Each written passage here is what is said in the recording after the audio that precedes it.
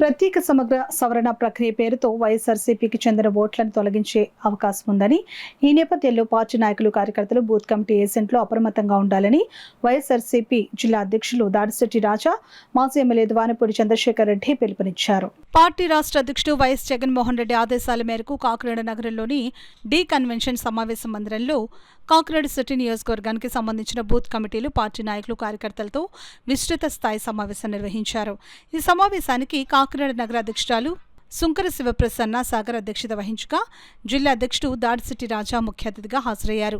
ఈ సందర్భంగా దాడిశెట్టి రాజా మాట్లాడుతూ రాష్ట్రంలో చంద్రబాబు ప్రభుత్వం దుర్మార్గంగా వ్యవహరిస్తోందని ఆరోపించారు. సూపర్ 6 హామీల అమల్లో ప్రభుత్వం పూర్తిగా విఫలమవడంతో ప్రజల్లో తీవ్ర వ్యతిరేకత వ్యక్తమవుతోందని అన్నారు.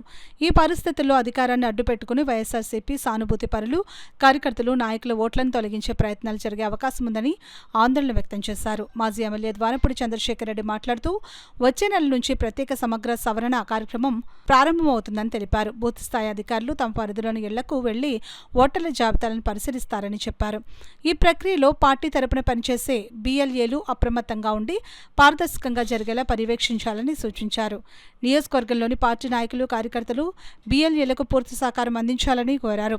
అధికార పార్టీ ఒత్తిడితో ఓట్లు తొలగించే ప్రయత్నాలు జరిగితే ప్రజాస్వామ్య పద్ధతుల్లో పోరాడాల్సి ఉంటుందని స్పష్టం చేశారు.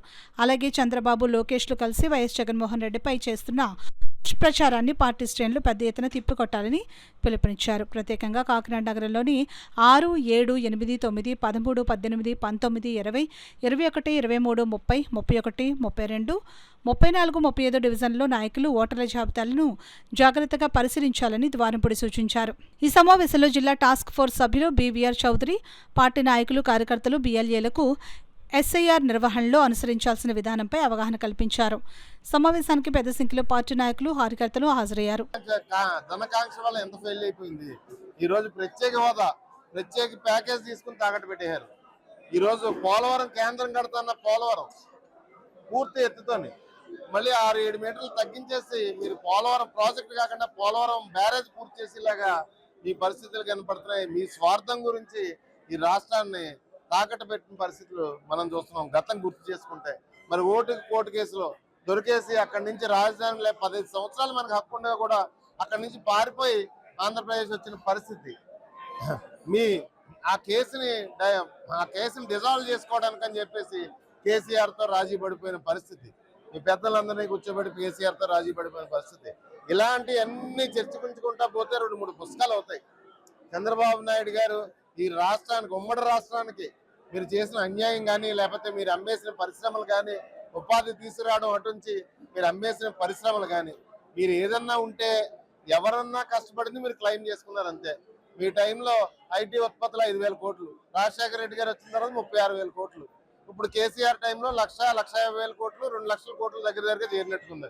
మీరు ఎప్పుడో 22 సంవత్సరాల క్రితం ముఖ్యమంత్రిగా చేసి మీ టైంలో ఉన్న 5,000 కోట్లు ఇప్పుడు 2 లక్షల కోట్లు చదువుతున్నాయి. మీరే క్లెయిమ్ చేసుకోవడం మొదలెడతారు. గతం దయచేసి చంద్రబాబు నాయుడు గారు నేను చెప్తున్నాను, గతం గుర్తు చేయకండి.